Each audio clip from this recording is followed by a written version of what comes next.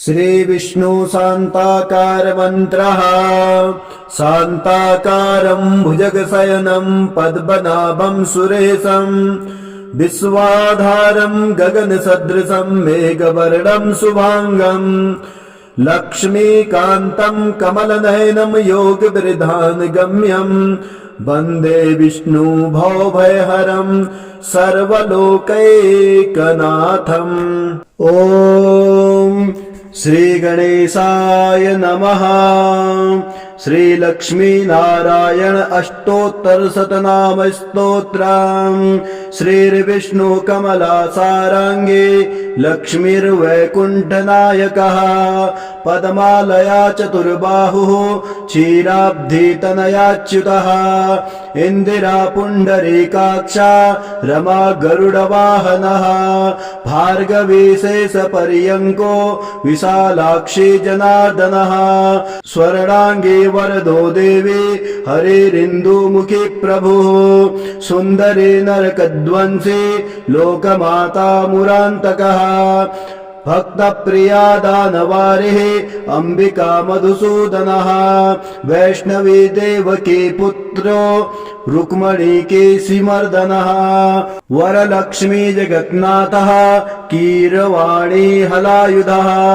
नित्या सत्यव्रतो गौरी सौरिः कान्तः सुरेश्वरः नारायणे हृषिकेशः पद्महस्ता त्रिविक्रमः माधवी पद्मनाभश्च स्वर्णवर्णा निरीश्वरः सती पीताम्बरः शान्ता वनमाली क्षमानघः जयप्रदा बलिध्वंसी वसुधा पुरुषोत्तमः राज्यप्रदाखिलाधारो माया कंसविदारणः महेश्वरी महादेवो परमा पुण्य विग्रहः रमा कुमुदः सुमुखे मुचुकुन्दवरप्रदः वेद वेदाब्धिजा माता सुरूपार्केन्दुलोचनः पुण्याङ्गना पुण्यपादो पावनी पुण्यकीर्तनः विश्वप्रिया विश्वनाथो वाग्रूपी वासवानुजः सरस्वती स्वर्णगर्भो गायत्री गोपिका प्रियः यज्ञरूपा यज्ञभोक्ता भक्ताभीष्टप्रदा गुरुः स्तोत्रक्रिया स्तोत्रकारः सुकुमारी सवर्णकः मादिनी मन्दरधरो सावित्री जन्मवर्जितः मंत्रगोप्ते महेशुवासो योगिनी योगवल्लभः जयप्रदा जयकरः रक्षत्री सर्वरक्षकः अष्टोत्तरशतनाम्नां लक्ष्म्याः नारायणस्य च यः पठेत् प्रातरुत्थाय सर्वदा विजयी भवेत् सर्वदा विजयी भवेत्। ॐ श्री गणेशाय नमः। नारायण स्तुतिः शान्ताकारं भुजगशयनं पद्मनाभं सुरेशं विश्वाधारं गगनसदृशं मेघवर्णं शुभांगं लक्ष्मीकान्तं कमलनयनं योगिविरधानगम्यं वन्दे विष्णु भवभयहरं सर्वलोकैकनाथम्। यं ब्रह्मा वरुणेन्द्र रुद्रमरुतः स्तुवन्ति दिव्यस्तवैः वेदैः साङ्गपदक्रमोपनिषदैर्गायन्ति यं सामगाः ध्यानावस्थिततदगतेन मनसा पश्यन्ति यं योगिनाम् यस्यान्तं न विदुः सुरासुरगणा देवाय तस्मै नमः। हे राम पुरुषोत्तम नरहरे नारायण केशव गोविंद गरुड़ध्वज गुणनिधे दामोदर माधव हे कृष्ण कमलापते यदुपते सीतापते श्रीपते वैकुंठाधिपते चराचरपते लक्ष्मीपते पाहि माम् आदौ रामतपोवनादिगमनम् हृत्वा मृगान् काञ्चनम् वैदेही हरणम् जटायुमरणम् सुग्रीवसम्भाषणम् बाले निर्दलनम् समुद्रतरणम् लङ्कापुरीदाहनम् पश्चाद्रावणकुम्भकर्णहननम् एतद्विरामायणम् आदौ देवकी गर्भजननम् गोपीगृहे वर्धनम् मायापूतन जीवितापहरणम् गोवर्धनोद्धारणम् कंसोच्छेदन कौरवादिहननम् कुन्तीसुतापालनम् एतत् श्रीमद्भागवत पुराण कथितम् श्रीकृष्णलीलामृतम् कस्तूरीतिलकम् ललाटपटले वक्षस्थले कौस्तुभम् नासाग्रे मरवोक्तिकङ्करतले वेणुः करे कङ्कणम् सर्वाङ्गे हरिचन्दनम् सुललितम् कण्ठे च मुक्तावलिः गोपास्त्री परिवेष्टितो विजयते गोपालचूडामणिः फुल्लेन्दीवरकान्तिमिन्दुवदनम् बर्हावतन् सप्रियम् श्रीवत्साङ्कमदारकौस्तुभधरम् पीताम्बरम् सुन्दरम् गोपीनाम् नयनोत्पलार्चिततनुम् गोपसङ्घावृतम् गोविन्दम् कलवेणुनादनपरम् दिव्याङ्गभूषम् भजे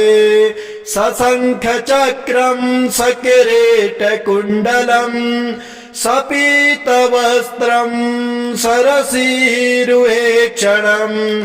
सहारवक्षस्थलकौस्तुभम् श्रियम् नमामि विष्णो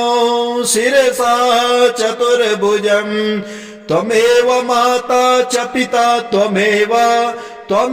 बन्धुश्च सखा त्वमेव विद्या द्रविणम् त्वमेव सर्वम् मम देव राम रामेति रमे रामे मनोरमे सहस्रनाम तत्तुल्यम् राम नाम वरानने नारायण स्तुतिः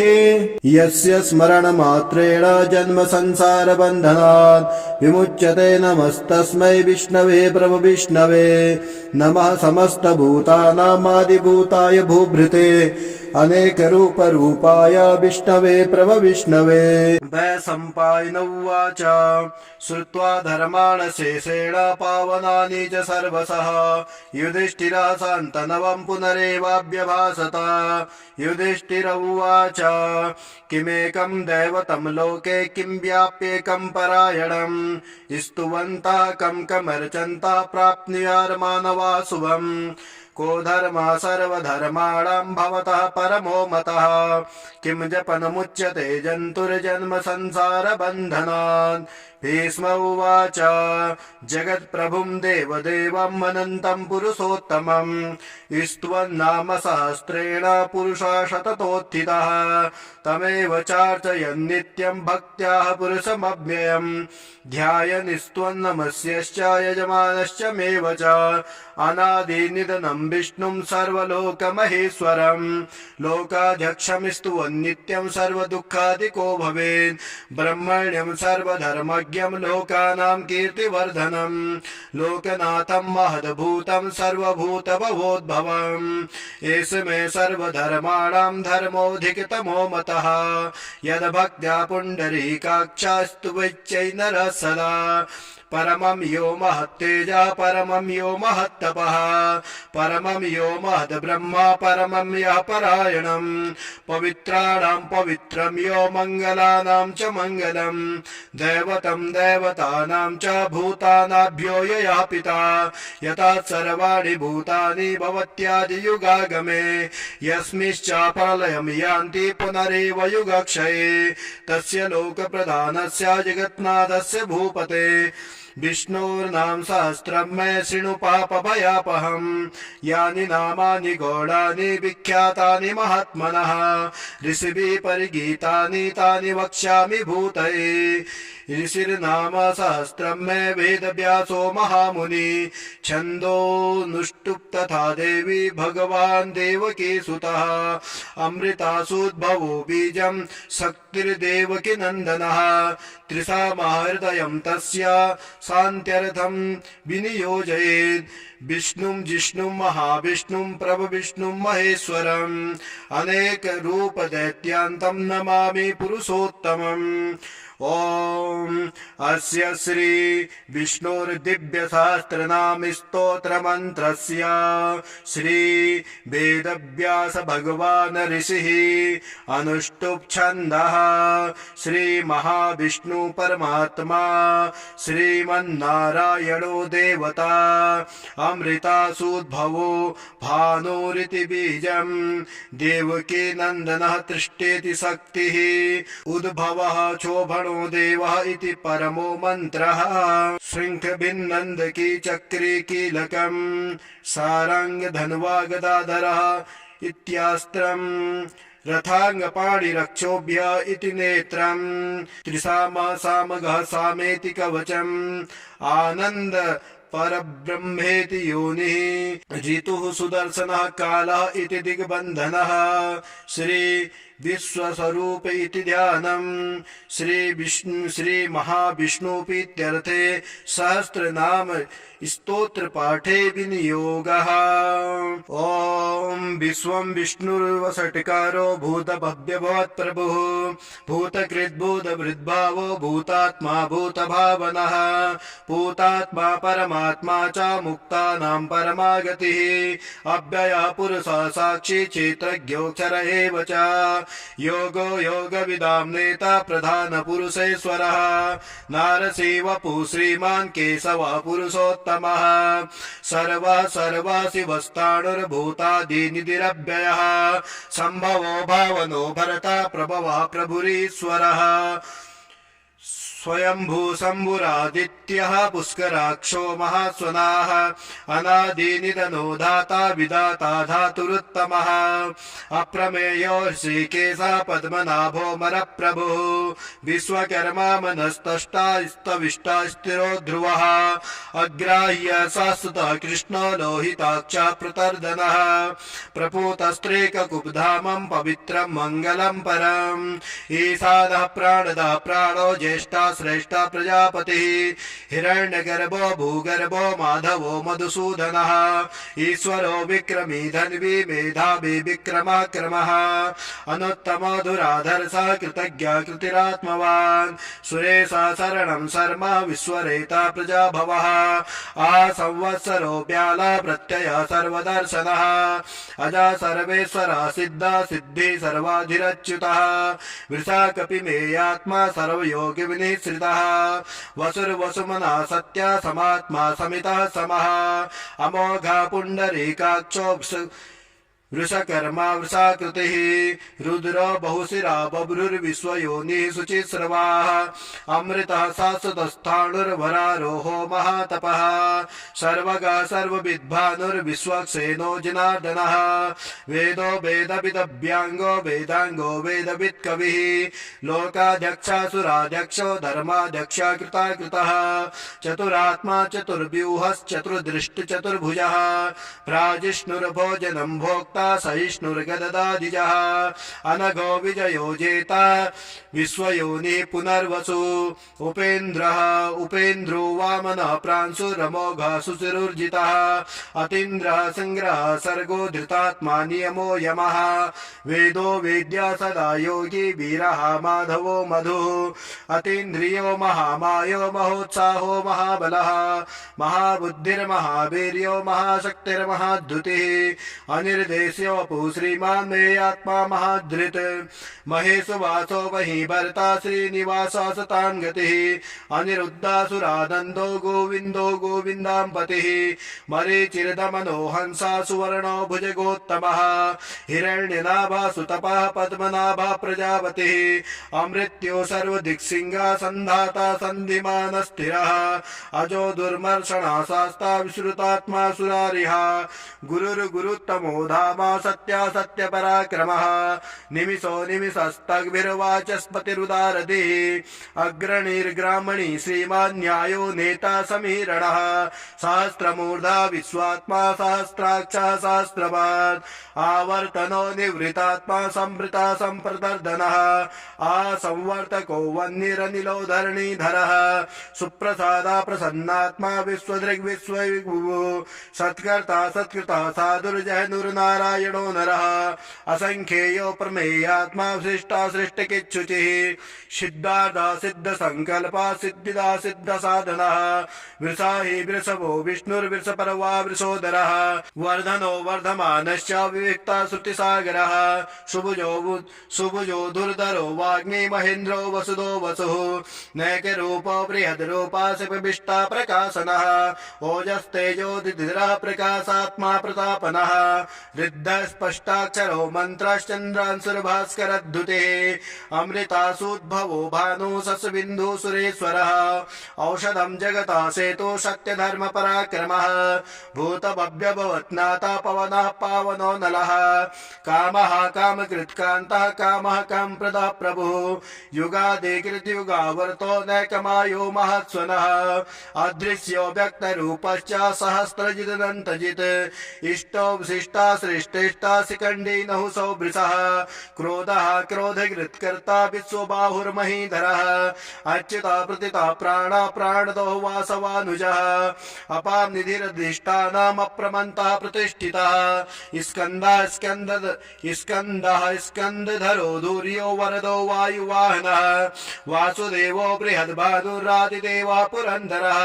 अशोकस्तारणस्तारः शूरः सौर्यजनेश्वरः अनुकूला सता वर्ता पद्मिः पद्मनिवेक्षणः पद्मनाभो रवीन्द्राक्षः पद्मगर्भः शरीरभृद् मार्षवृद्धो वृत्तात्मा महोक्षो गरुडध्वजः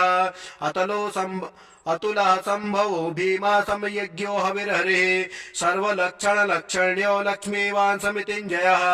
विक्षरो रोहितो मार्गो हेतुर्दामोदरासः महीधरो महाभागो वेगवान् वितासनः उद्भवः क्षोभणो देवा श्रीगर्भः परमेश्वरः करणं कारणं कर्ता विकर्ता गहनो गुवः व्यवसाय व्यवस्थाना संस्थानास्तानदो ध्रुवः परर्दे परमः स्पष्टस्तुष्टा पुष्टा सुभेक्षणः रामो विरजो मार्गो नेयो नयो नयः वीराशक्तिमतां श्रेष्ठो धर्मो धर्मविदुत्तमः वैकुंठा पुरुष प्राण प्राणः प्रणः पृथु हिरण्यगर्भः शत्रुघ्नो व्याप्तो वायुरथोक्षजः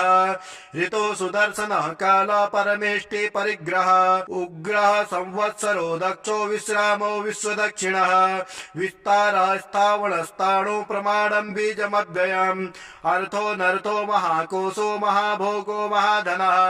अनिर्वाणास्तविष्टो भूर्धर्यूपो महामखः नक्षत्र नेमि नक्षत्री क्षमा क्षमा शमीहनः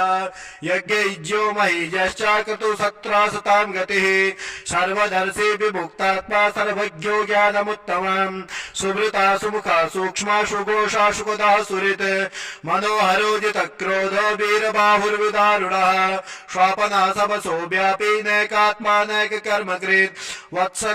वत्सरो वत्सरो वत्सी रत्नगर्भाधनेश्वरः धर्मभुग्धर्मकिद्धर्मी शतमक्षरमक्षरम् अभिज्ञाता सहस्रासुरविधाता कृतलक्षणः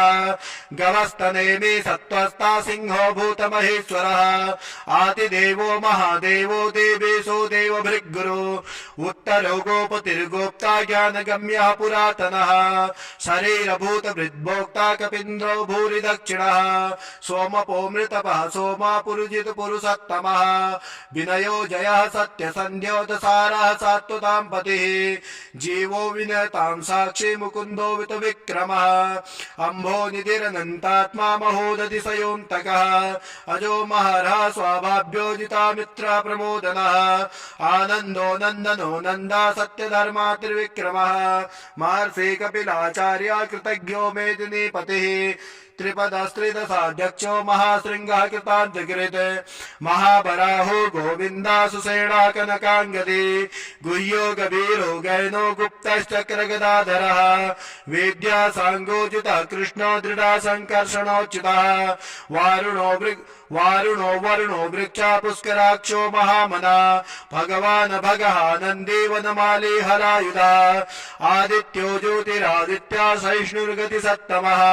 शुधन्वाखण्ड परशुर्दारुणो द्रवणप्रदः द्विस्पृक् सर्वदिग्भ्यासो वाचस्पतिरयो निजः त्रिसामः सामः निर्वाणं भेषजं विसग संन्यासकृच्छमः शान्तो निष्ठा शान्तिपरायणः शुभाङ्गः शान्तिदातष्टा कुमुदा कुवलेशयः गोहितो गोपतिर्गोप्ता वृषभाक्षो वृषप्रियः अनिर्वर्ते निवृतात्मा संक्षिप्ता चेमकृच्छिवः श्रीवत्स वक्षा श्रीवासा श्रीपते श्रीमताम्बरः श्रीदा श्रीसा श्रीनिवासा श्रीनिधि श्रीविभावनः श्रीधरा श्रीकरा श्रेया श्रीमालोकत्रयाश्रयः स्वक्षा शङ्खसतानन्दो नन्दिर्ज्योतिगणेश्वरः वीतात्मा विधेयात्मा सत्कीर्तिर्चिह्न संशयः उदीर्णा सर्वतश्चक्षुरनीशा शाश्वतस्थिरः भूषयो भूषणो भूतिर्विशोकः शोकनाशनः अर्चिसमानर्चितः कुम्भो विशुद्धात्मा विशोद्धनः अनिरुद्धो प्रतीर्ता प्रद्युम्नो वितविक्रमः कालनेमिनिः वीरा सौरिः सूरजनेश्वरः त्रिलोकात्मा त्रिलोकेशः केशवा केशिहा हरे कामदेवा कामपाला कामेकान्ता कृतागमः अनिर्देश्य पुर्विष्णुर्वीरोऽनन्तो धनञ्जयः ब्रह्मण्यो ब्रह्मकृत् ब्रह्मा ब्रह्म ब्रह्म विवर्धनम् ब्रह्मविद् ब्राह्मणो ब्राह्मी ब्रह्मज्ञो ब्राह्मण प्रियः महाकर्मो महाकर्मा महातेजा महोरगः महाकर्तुर्महायज्वा महायज्ञो महावीः स्तभ्यः स्तवप्रियः स्तोत्रम् स्तुति स्तोत्रावरण प्रियः पूर्णा पूरयिता पुण्या पूर्णकीर्तिरनामयः मनोजवस्तीर्थकरो वसुरेता वसुप्रदः वसुप्रदो वासुदेवो वसुर्वसुमना हविः सद्गति सत्कृति सत्ता सद्भूते सत्परायणः शूरसेनो युधश्रेष्ठा सन्निवासा सुयामुनः भूता वासो वासुदेवा सर्वासु निलयो नलः दर्पः दर्पतो दीप्तो दुर्धरोत्तापराजितः विश्वमूर्तिर्महामूर्तिर्दीप्तमूर्तिरमूर्तिवान् अनेकमूर्तिरव्यक्ता सतमूर्ति सताननः एको नैकासवाका किं यत्तत्पद्मनुत्तमम् लोकबन्धुर्लोकनाथो माधवो भक्तवत्सलः सुवर्णवर्णो हेमाङ्गो वराङ्गश्चन्दनाङ्गदे वीरः विषमा सूर्यो धृताशीलश्चलाचलः अमानी मानदो मान्यो लोकस्वामी त्रिलोकदृग् सुमेधा मेजुदो धन्या सत्यवेदाधराधरः तेजो वृक्षो दिद्वरः सर्वशस्त्रवृताम्बरः पग्रहो निग्रहो व्याघ्रो नैकशृङ्गो गदाग्रजः चतुर्मूर्तिर्चतुर्भावश्चतुर्व्यूहश्चतुर्गति चतुरात्मा चतुर्भावश्चतुर्वेद विदेकपात् समावर्तो निवृतात्मा दुर्जन्यो दुतविक्रमः दुर्लभो दुर्गमो दुर्गो दुरावासो दुरारिः शुभाङ्गो लोकसाराङ्गा सुतन्तुस्तन्तुवर्धनः इन्द्रकर्मा महाकर्मा कृतकर्मा कृतागमः उदवः सुन्दरः सुन्दो रत्नाभासुलोचनः अर्को वाज सुदर्शना श्रृंगी जयंता सर्वविजयी सुवर्णबिन्दुरक्षोभ्य सर्ववागेश्वरेश्वरः महार्दो महागर्तो महाभूतो महानिधिः कुमुदा कुन्दरः कुन्दा पर्जन्यो पावनो निलः अमृतासोऽमृतवपुः सर्वज्ञा सर्वतोमुखः सुलभा सुवृता सिद्धा शत्रुदिच्छत्रुतापनः न्यग्रोधो दुन्दरो स्वत्थश्चाणुरान्ध्रनिषूदनः सहस्रार्थे सप्तजीवा सप्तादौ सप्तवाहनः अमूर्तिरनघो चिन्त्यो भयकृद्भयनाशनः अणुर्बृहत्कृतस्थूलो गुणभृन्निर्गुणो महान् आदृता सदृता साक्षात् प्रागवंशो वंशवर्धनः भारभीत्कत्तो योगी योगी सा सर्वकामदः आश्रमाश्रमणा सामा सुवर्णो वायुवाहनः धनुर्धरो धनुर्वेदो दण्डो दमयितां दमः अपराजिता सर्वसहो नियन्ता नियमो यमः सत्त्वान् सात्विकः सत्या सत्यधर्मपरायणः अभिप्राया प्रियारोह प्रकृत्येति वर्धनः विहाय सगतिर्ज्योति सुरुचिर्हुत विभो रविर्विलोचनः सूर्यो सवितार विलोचनः अनन्तो हुत भुग्भोग्धा सुखदो नैकृजो गजः अनिर्वाणा सदा मर्षि लोकाधिष्ठानमद्भुतः सनातमः कपिरः कपिरव्ययः स्वस्तिदा स्वस्तिकिः स्वस्ति स्वस्ति भुक् स्वस्ति दक्षिणः अराद्रा कुण्डली चक्रे विक्रमर्जुत्सासनः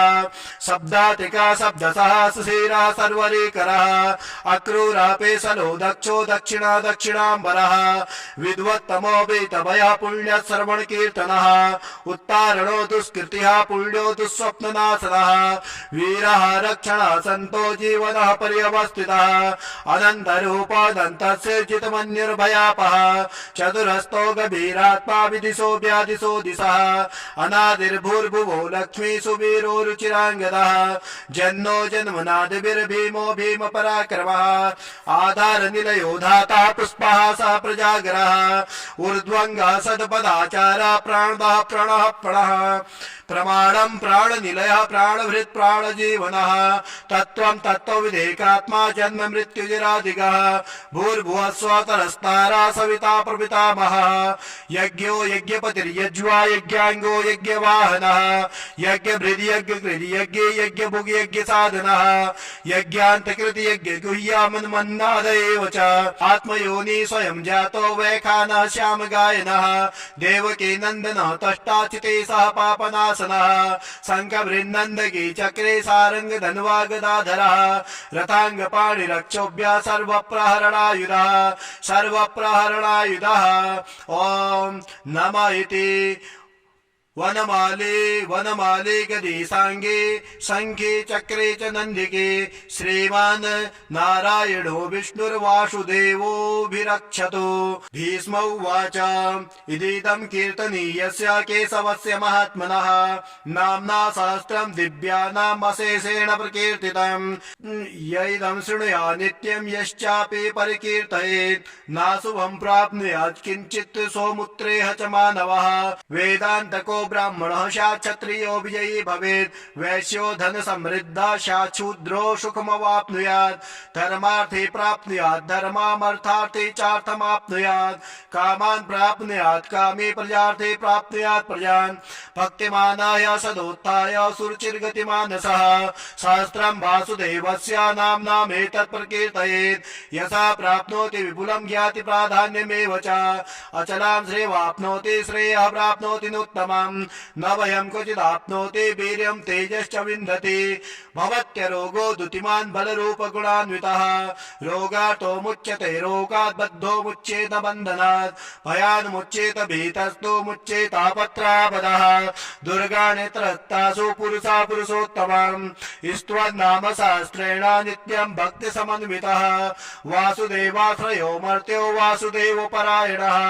सर्वपापविशुद्धात्मा याति ब्रह्म सनातनम् न वासुदेव भक्तानाम् अशुभं विद्यते क्वचित् जन्म मृत्युजरा व्याधि भयं नैवोपजायते इमं स्तुवन् मदीयाना श्रद्धा भक्ति समन्वितः युज्येतात्मसुखं शान्ति श्रीधृति कीर्ति स्मृतिभिः न क्रोधो न च मात्सर्यं न लोभो न शुभामतिः भवन्ते कृतपुण्यानां भक्तानां पुरुषोत्तमे द्यौश्चन्द्रार्क नक्षत्राणां खं दिशो भूर्महो ददे वासुदेवस्य वीर्येण विधृतानि महात्मनः ससुरासुर गन्धर्वाक्षयरोक्षरमक्षरम् जगद्वसे वर्तेतं कृष्णस्य चराचरम् इन्द्रियाणि मनो बुद्धि सत्त्वं तेजो बलं धृते वासुदेवात्मकान्याहु क्षेत्रं क्षेत्रज्ञेव च सर्वागमनामाचारा प्रथमं परिकल्पते आचार प्रभवो धर्मस्य प्रभुरचितः ऋषयः पितरो देवा महाभूतानि धातवः जङ्गमं चेदं जगन्नारायणोद्भवम् योगो ज्ञानं तथा साङ्ख्यं विद्या शिल्पादिकर्म च वेदशास्त्राणि विज्ञानमेतत् सर्वं जनार्दनम् एको विष्णुर्महद्भूतं पृथक् भूतान्यकेशवः त्रिलोक्यान् व्याप्तभूतात्मा भुक्ते भुगुवयः इमं स्तुवन् भगवतो विष्णुर्व्यासेन कीर्तितम् परपठेद् यः इच्छेत् पुरुषः श्रेयः प्राप्तुं सुखानि च विश्वेश्वरमजं देवं जगतः प्रभुवाप्ययम् भजन्ति ये पुष्कराक्षं न ते यान्ति पराभवम्